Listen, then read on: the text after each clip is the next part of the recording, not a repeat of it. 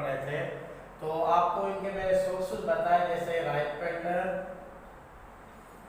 Fruits, for example full ripened grapes, इसीलिए हम glucose को ग्रेप शुगर भी कहते हैं क्योंकि फुल राइपेंड ग्रेप्स में ये मिलती है।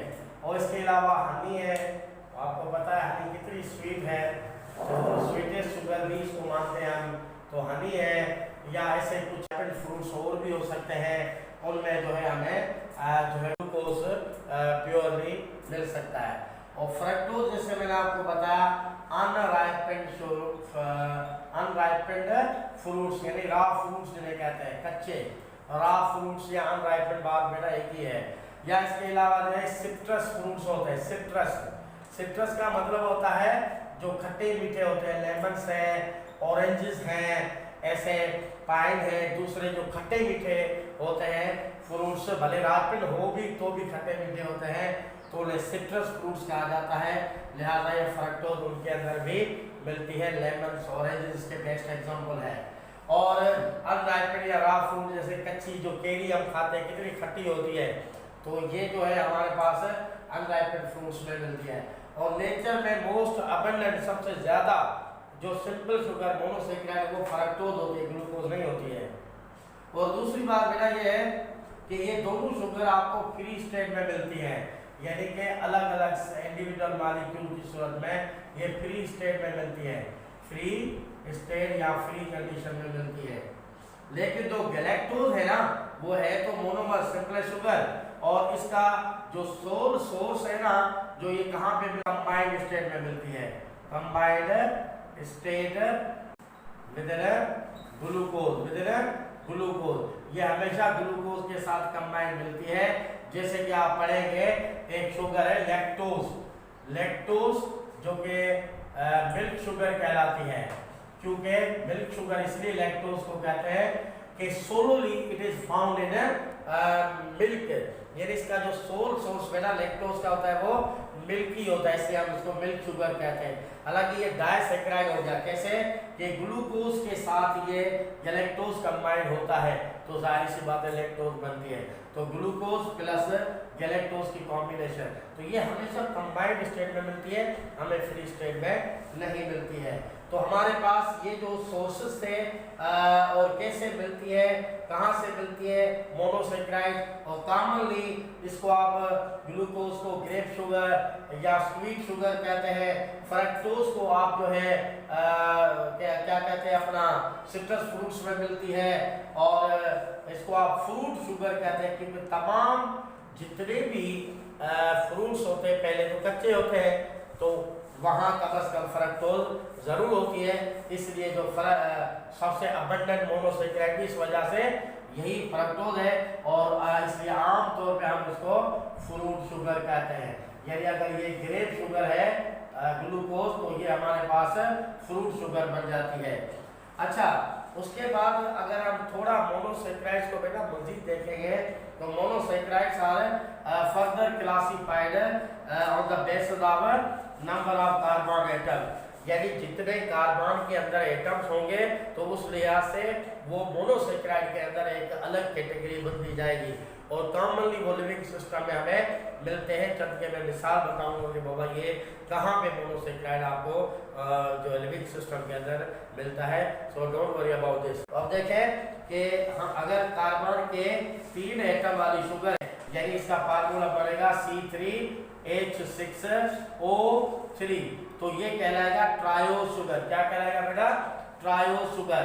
आपने बायो एनर्जेटिक्स में पढ़ा होगा, ग्लाइकोलाइसिस हो या क्रेब्स साइकिल हो, या आप जो है वो अपना पढ़ते हैं केल्विन बेंसन साइकिल पढ़ते हैं बायो एनर्जेटिक्स चैप्टर नंबर 11 में, तो वहाँ पे ऑलमोस्ट इसके इन शुगर्स के आपको एग्जांपल मिलेंगे।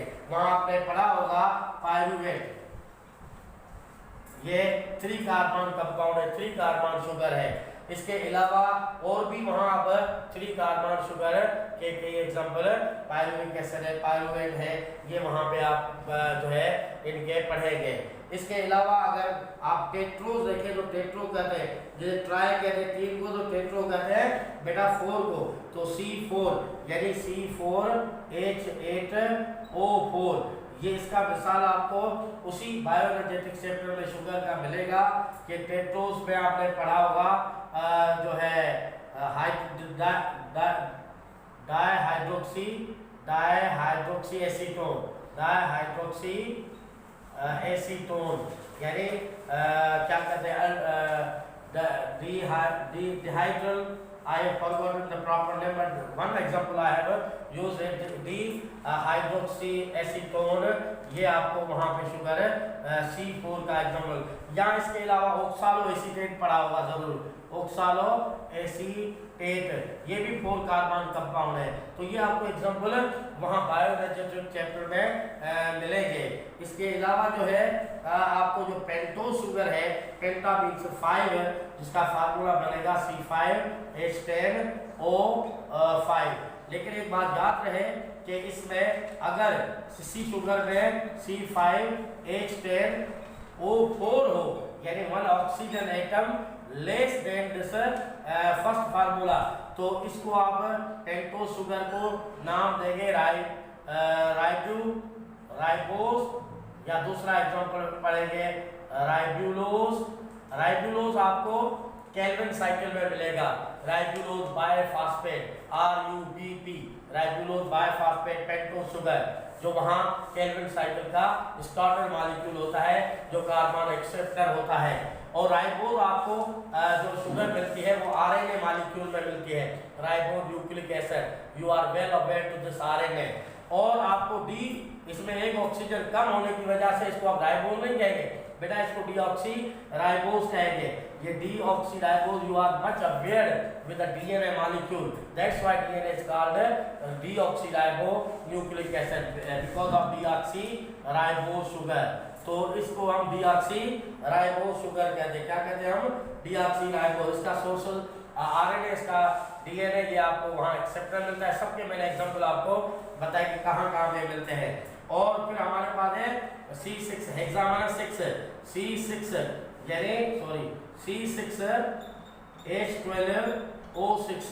ये तो मैंने आपको ग्लूकोज, अपना फ्रक्टोज, गैलेक्टोज, जो कि कॉमनली मोनोसेक्राइड्स पाए जाते हैं और कॉमनली हमारी डाइट में इस्तेमाल होते हैं, वो हमारी डाइट में या फूड में इस्तेमाल होने वाले ये मोनोसेक्राइड हेक्सोज होते हैं, जिसमें कार्बन के एटम का तादाद 6 होता है। इसके बेहतरीन मिसाल मैंने ऑलरेडी दे दी है, तो दोबारा मैं रिपीट करता हूँ, ग्लूकोज, फ्रक्टोज और गैलेक्टोज। ठीक है बेटा। और हेप्टोज यानी जो C7H14O7, इसको हम, इसका मिसाल है ग्लूकोहेप्टोज। ये भी आपको कंबाइंड स्टेट में बहुत सारे मेम्ब्रेन रिसेप्टर जो मॉलिक्यूल्स वगैरह होते हैं उनके साथ आपको ये शुगर मिलती रहती है, इसको हम ग्लूकोहेप्टोज कहते हैं। ये टेबल में भी आप देख सकते हैं, आपके बुक के अंदर जो टेबल है उसमें।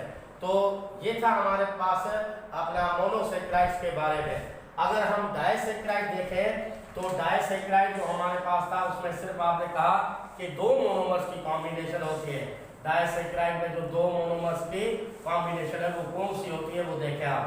अगर ग्लूकोज का एक मोनोमर बेटा दूसरे फ्रक्टोज मोनोमर के साथ कंबाइन होता है तो it will give rise sucrose. और सक्रोज जो है हमारे पास जो डाइसेक्राइड में जो मोस्ट अबंडेंट शुगर बनती है वो सक्रोज होती है। ज्यादातर लिविंग सिस्टम में जो शुगर ट्रांसपोर्ट होती है, स्टोर भी होती है, वो सक्रोज की सूरत में ट्रांसपोर्ट होकर स्टार्च वगैरह में तब्दील हो जाती है। सक्रोज जो है मोस्ट अबंडेंट डाइसेक्राइड आप कह सकते हैं, यानी मोस्ट कॉमन डाइसेक्राइड आपके पास है, सक्रोज बनता है। अगर बेटा इसी ग्लूकोज के साथ आप देखें कि फ्रक्टोज के बजाय दूसरा ग्लूकोज मॉलिक्यूल मिलता है तो वो बन जाता है हमारे पास माल्टोज। ये माल्टोज शुगर है। आपको याद होगा कि जब हम कोई स्टार्ची फूड, चावल वगैरह या रोटी खाते हैं तो स्टार्च या सेब वगैरह खाते हैं तो माउथ में जो सिंपल स्टार्च है वो एक एंजाइम होता है अमाइलेज। उस अमाइलोस स्टार्च, जो सिंपल स्टार्च अमाइलोस है, उनको कन्वर्ट करता है डाइसेक्राइड माल्टोज में, जो आगे इंटेस्टाइन में डाइजेस्ट होगा। बहरहाल ये आगे की बातें हैं। तो ये डाइसैकराइड हो गया, माल्टोज, जिसे इसको आप कहते हैं सक्रोज को केन शुगर, क्योंकि इसके जो बेस्ट सोर्सेज है वो शुगर केन है, बीट रूट्स है, तो इसके बेस्ट सोर्सेज है शुगर केन और बीट रूट्स। तो शुगर केन में जो आम हम टेबल शुगर बनाते हैं वो सक्रोज से यानी शुगर केन से हम हासिल करते हैं। तो ये जो हमारी केन शुगर कहलाती है, और जबकि माल्टोज जो है हम इसको आमतौर पे माल्ट शुगर कहते हैं। माल्ट हम क्या है कि बहुत सारे जो सीरियल क्रॉप्स होते हैं, स्पेशली जो हमारे पास बार्ले है, यानी जौ जो होते हैं बार्ले, उनके जो ग्रेन्स है, सीड्स है, हम क्या करते हैं कि उनको पानी के अंदर जो है पार्शियली जर्मिनेट करते हैं, और फिर उनको हम जब हीट देके उबलते हैं, उनमें से एक जूस बनता है, उनसे एक शुगर हासिल होती है, माल्ट। तो आपके बुक में भी लिखा होगा स्प्राउटिंग जो है यंग्स या स्प्राउटिंग बार्ले। तो उन बार्ले से यानी यंग का मतलब वो न्यूली जर्मिनेटेड, पार्शियली जर्मिनेटेड होते हैं, उनसे एक माल्ट शुगर तैयार करते हैं, जो आमतौर पे होममेड जो घर में हम ब्रूइंग इंडस्ट्रीज लगाते हैं, यानी ऐसे मशरूब बनाते हैं जैसे अपना वो बियर वगैरह इस टाइप के, इसको हम ब्रूइंग प्रोसेस कहते हैं, जिसमें वाइन या अपना जो है ये बनाते हैं। तो इस तरीके से हमारे सोर्सेज जो है माल्ट के बार्ले होते हैं, यंग स्प्राउटिंग जो बार्ले होते हैं, अभी अभी जो जर्मिनेटेड वही होते हैं, उनसे माल्ट हासिल करते हैं, इसलिए हम इसको बेटा माल्ट शुगर कहते हैं। इसके अलावा ग्लूकोज प्लस गैलेक्टोज हो, तो ये मैंने पहले भी बात बताई थी जब मोनोसेकेराइड डिस्कस किया था बेटा, कि गैलेक्टोज हमेशा कंबाइंड स्टेट में मिलता है ग्लूकोज, यानी ग्लूकोज और गैलेक्टोज मिलकर डाइसैकराइड जो बनाएंगे उसको आप कहेंगे लैक्टोज। और उसका सोर्स में मैंने शुरू में डिस्कस कर लिया कि only lactose is found in milk, milk is the only solely source of this lactose, इसीलिए हम इसको मिल्क शुगर कहते हैं। तो अब आप देखें कि डाइसैकराइड्स हमने किस तरह से बनते हैं मोनोसेकेराइड से, और उनके सोर्सेस क्या है, उनको कॉमनली क्या कहा जाता है, वो हमने डाइसैकराइड डिस्कस कर लिए। अगर हम ओलिगोसेकेराइड्स के जो डेक्स्ट्राइन जैसी चीज़ें मैंने डिस्कस की थी कि अगर 3 to 10 मॉलिक्यूल्स यील्ड होते हैं, माना 1 to 10 अगर after the hydrolysis of starch वगैरह कार्बोहाइड्रेट, तो उसको आप क्या कहते हैं, उसको आप कहते हैं डेक्स्ट्राइन। तो उसमें डेक्स्ट्राइन्स के आपके पास किस्म है जो है मोस्ट कॉमनली यूज होने वाला जो है अमाइलोस है, क्या है बेटा, अमाइलो, और दूसरा होता है अमाइलोपेक्टिन, अमाइलोपेक्टिन। अब अमाइलोस मोस्ट कॉमन है, इसमें जो ग्लूकोज की चेन होती है बेटा वो स्ट्रेट ग्लूकोसाइडिक जो है ना, ग्लूकोसाइडिक जो है ग्लूकोसाइडिक जो होते हैं चेन वो स्ट्रेट फॉर्म में होती है, और जबकि इसमें ब्रांचिंग पैटर्न, मैं थोड़ा आपको बताऊं कि अगर ये स्ट्रेट है तो इसका मतलब है कि अमाइलोज चेन है, यानी ग्लूकोज ग्लूकोज ग्लूकोज, ये चेन ग्लूकोज है और ग्लूकोसाइडिक बॉन्ड्स बीच में है, तो ये स्ट्रेट चेन, ये सिंपल अमाइलोज है। ज्यादातर हमारी डाइट जो डेक्स्ट्रिन हम सिंपल स्टार्च लेते हैं उसमें अमाइलोज लेते हैं, जब भी तो हमारे माउथ में जो अडाप्टेड एंजाइम अमाइलेज है, फिर हमारे पेनक्रियाटिक जूस में भी अमाइलेज होता है, तो ये अमाइलोज को डाइजेस्ट करने के लिए काम आता है। अमाइलोज डायरेक्ट सिंपल शुगर में नहीं तब्दील करता है स्टार्च या डेक्स्ट्राइन को, वो पहले माल्टोज यानी डाइसैकराइड में, फिर माल्टेज एंजाइम जो इंटेस्टाइन का है वो ग्लूकोज में फाइनली इवेंचुअली कन्वर्ट करेगा। तो अब आप देखें कि अमाइलोपेक्टिन जो है ब्रांच है, मिसाल ये स्ट्रेट लाइन नहीं है, अब इसमें ब्रांच है, तो ये अगर ब्रांचिंग होती है जैसे किसी दरख्त है वो सीधा है लेकिन बाद में उसकी शाखें निकलती है, तो ये ब्रांच चेन हो गई, तो इस ब्रांच चेन को जो है आप अमाइलोपेक्टिन कहते हैं। वैसे भी पेक्टिन वगैरह जो सेलुलोज के साथ मिलके आपकी सेल वॉल वगैरह की कंस्ट्रक्शन में इस्तेमाल होते हैं, जिन्हें पेक्टेट्स कहते हैं, वो ऐसी ऑर्गेनिक एसिड्स हैं जो कार्बोहाइड्रेट्स मॉडिफाई होके बनाते हैं और उनकी कंस्ट्रक्शन में ऐसा लेते हैं। तो ये ज़्यादा कॉम्प्लेक्स होती है, ज़्यादा सिंपल होती है। अगर आप देखें तो इनको आप डेक्स्ट्राइन कहें या स्टार्च भी कह रहे हैं, और इनको आप ग्लाइकोजन भी कह रहे हैं, स्टार्च और बेटा ग्लाइकोजन, स्टार्च और ग्लाइकोजन यही ओलिगोसेकेराइड डेक्स्ट्राइन्स के अंदर मिसाल बनते हैं। अब आपको स्टार्च के बारे में थोड़ा बताऊं कि जब ग्लूकोज जब हमारे प्लांट्स के अंदर सिंथेसाइज होता है और प्लांट्स उस ग्लूकोज को बेटा स्टोर कर लेते हैं, जब स्टोर करते हैं तो क्यों करते हैं, क्योंकि वो अपने लिए है। और स्टार्च उनके फ्रूट की शक्ल में जैसे सेब है, उनके पत्तों की शक्ल में जैसे पालक है, उनके जो है अपना ग्रेन्स की सूरत में जैसे मोस्ट ऑफ सीरियल्स हैं, माइलेट्स हैं उनके। और यही अगर एनिमल्स इस कार्बोहाइड्रेट को स्टार्च कहते हैं तो स्टार्च की शक्ल में नहीं, हालांकि उसको एनिमल स्टार्च आप कह सकते हैं क्योंकि फंक्शन उनका भी एनालॉगस है। क्यों? क्योंकि जैसे स्टार्च प्लांट में स्टोर होता है, ठीक इसी तरह से एनिमल्स ग्लाइकोजन को स्टोर करते हैं एज अ रिजर्व फूड, वो अपने लिवर में, अपने मसल्स वगैरह में। हालांकि यही ग्लाइकोजन आपको बैक्टीरिया और फंजाई भी मालूम होते हैं कि वो भी अपने माइसीलियम बॉडी में यानी उनके हाइफा में या बैक्टीरियल सेल अपने ग्लाइकोजन पार्टिकल्स की सूरत में स्टोर कर लेते हैं। यानी 3 ऐसे ऑर्गेनिज्म ग्लाइकोजन स्टोर करते हैं। और एनिमल्स के मखसूस टिश्यूज हैं, इसका अपना मसल्स है, अपना लिवर है, और इसके ये जो स्टोर करते हैं ग्लाइकोजन वो भी रिजर्व फूड है, इसीलिए हम उसको एनिमल स्टार्च कहते हैं। तो स्टार्च की ये बातें तो हमने देख ली और ग्लाइकोजन की भी देख ली कि कौन स्टोर करता है, कहाँ पे स्टोर होता है, रिजर्व फूड का क्या मतलब। इसका मतलब one of the general function of carbohydrate is storage material, यानी बॉडीज जितने भी ऑर्गेनिजम्स के वो कार्बोहाइड्रेट को स्टोर भी कर लेती है एज अ रिजर्व फूड, तो स्टोरेज का काम होता है। और वैसे भी आपने पहले जब मोनोमर्स में पढ़ा glucose ready source of energy, तो इसका मतलब है कि हमारे लिए जो पोटेंशियल सोर्स ऑफ एनर्जी बनते हैं वो कार्बोहाइड्रेट से बनते हैं। तो एक जनरल फंक्शन कार्बोहाइड्रेट का ये भी बन गया स्टोरेज के साथ साथ कि they are potential source of energy.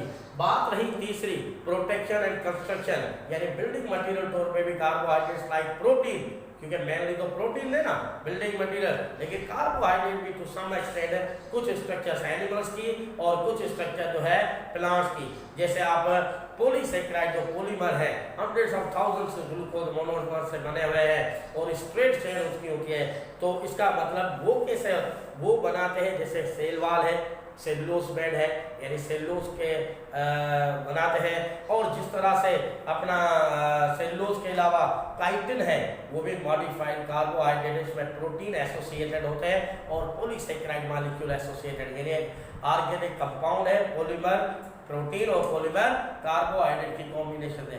Chitin पता है आपको कहाँ मिल सकती है? In the construction of exoskeleton. आप कहते हैं ना एक्सोस्केलेटन जो आर्थ्रोपोड्स यानी इंसेक्ट्स वगैरह उनका काइटिनस है, क्योंकि वो काइटिन का बना हुआ है। तो chitin is one of the polysaccharide protein rich carbohydrate, तो इसलिए कार्बोहाइड्रेट में उसको भी हम शामिल करते हैं काइटिन को, वो भी कंस्ट्रक्शन में इस्तेमाल। तो कितने जनरल रोल बन गए कार्बोहाइड्रेट्स को के स्टोरेज, जैसे starch by plants and glycogen and animals fungi and bacteria, और इसके अलावा पोटेंशियल सोर्स ऑफ एनर्जी जैसे ग्लूकोज मैंने बताया पोटेंशियल सोर्स ऑफ एनर्जी है। बल्कि जितने भी ऑर्गेनिक मॉलिक्यूल है अल्टीमेटली हाइड्रोलाइज होते होते ग्लूकोज में ही तब्दील हो जाते हैं, फिर ग्लूकोज ऑक्सीडाइज होकर एनर्जी एटीपी की शक्ल में प्रोड्यूस करता है। आप पढ़ेंगे रेस्पिरेशन वगैरह में किनका रोल किस तरह से होता है। लिहाजा कंस्ट्रक्शन की बात रही अब, तो कंस्ट्रक्शन में आपने एक्सोस्केलेटन आर्थ्रोपोड्स में काइटिन देखा बेटा, इसके अलावा जो cellulose is composed of mainly cell wall. हालांकि सेल वॉल आप देखें जिसमें सेलुलोज है या काइटिन, ये हमारे लिए इनडाइजेस्टेबल है क्योंकि हमारे अंदर कोई सेलुलोज एंजाइम एनिमल्स में नहीं है।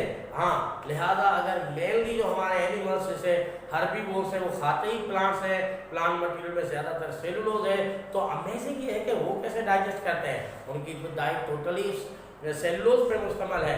लिहाजा आपने पढ़ा होगा कि एक सिम्बायोटिक म्यूचुअलिस्टिक ई कोलाई नाम के बैक्टीरिया होते हैं, उनकी अपेंडिक्स एक बड़ी क्रॉप की शक्ल में होती है, वो घास निगलते निगलते उसमें स्टोर करते हैं और वो बैक्टीरिया सेलुलेज एंजाइम रखते हैं और एड करते हैं। इस तरह से उनके अंदर, जानवरों के अंदर, हर्बीवोर्स के अंदर उनकी क्रॉप में सेलुलोज पार्शियली डाइजेस्ट हो जाता है।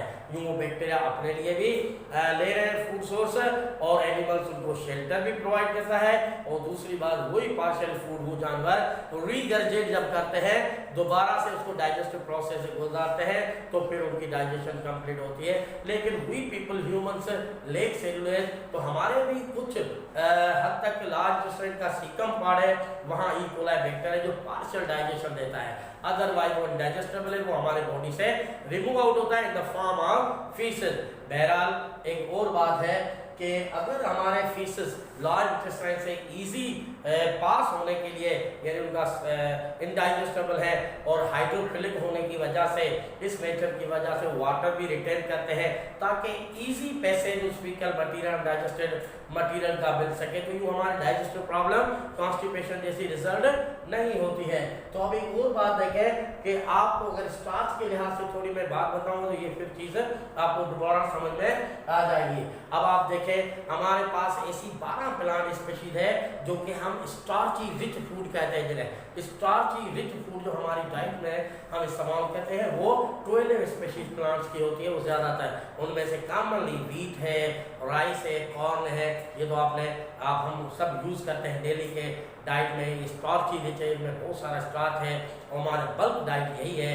तो आप देखें उसका मिसाल में थोड़ा कोट करूंगा कि हमारे पास व्हीट ग्रेन है जिसमें स्टार्च है। अब व्हीट ग्रेन का आउटर कोट होता है सीड कोट। बेटा ये प्योरली सेलुलोज का बना होता है, सीड कोट, और अंदर होता है इसके अंदर जो जिसको आप कोटिलिडन कहें या एंडोस्पर्म कहें, जो कि स्टार्च को जमा करता है।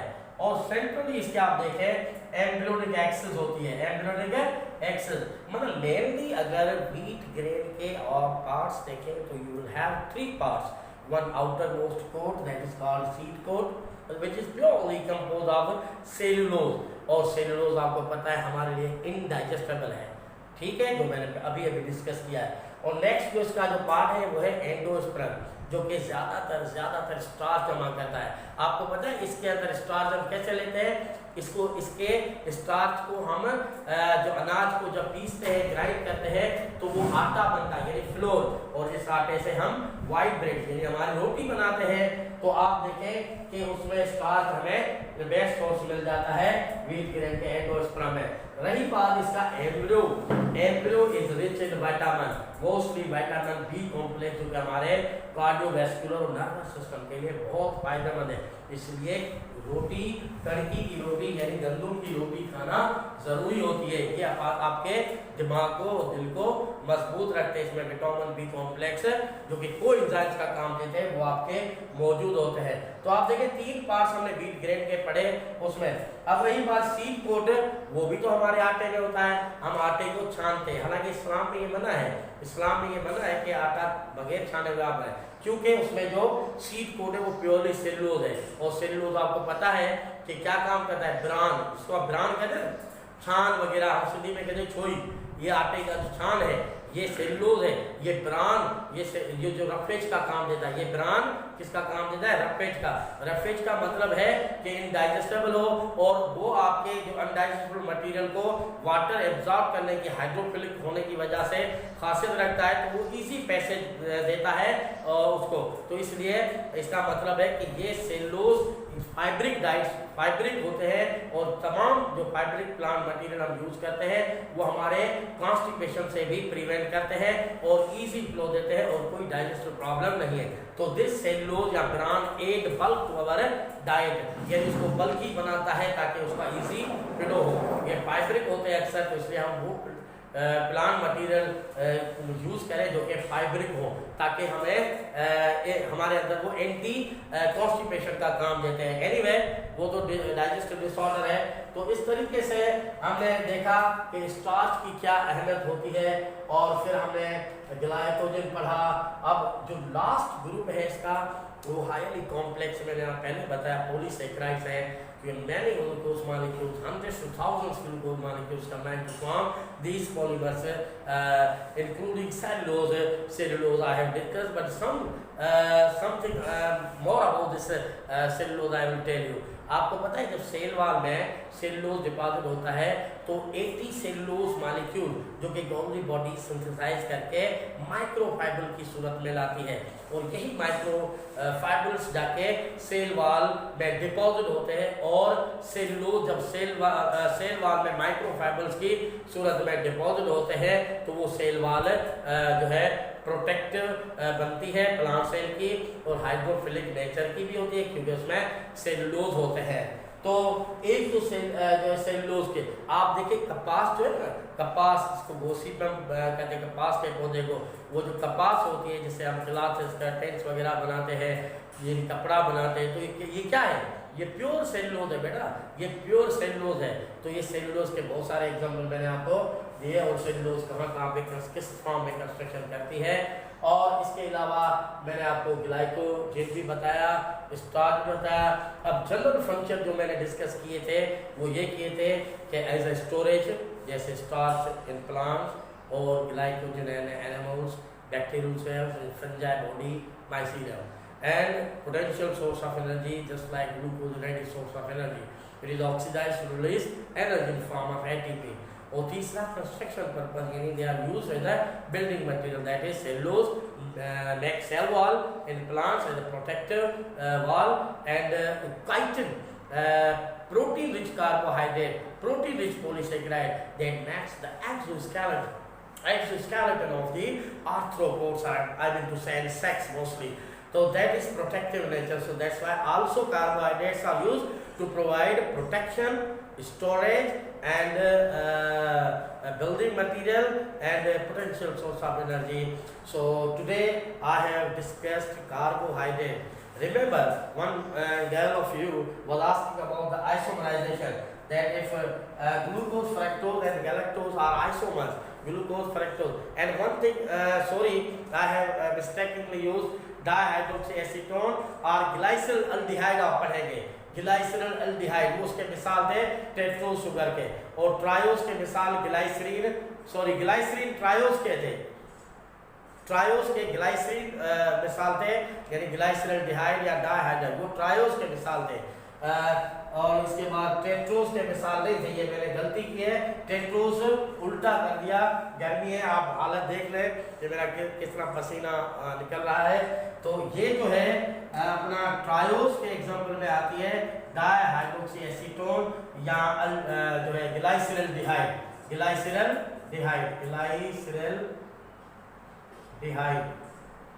ये शुगर आती है अपना इसमें।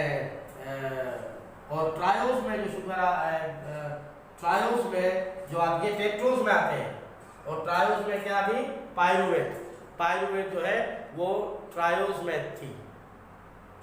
ठीक है, तो बहरहाल फिर भी आप टेबल देख लें, मुझे जहन में वो बातें नहीं आ रही है तो आप टेबल जरूर देख लें।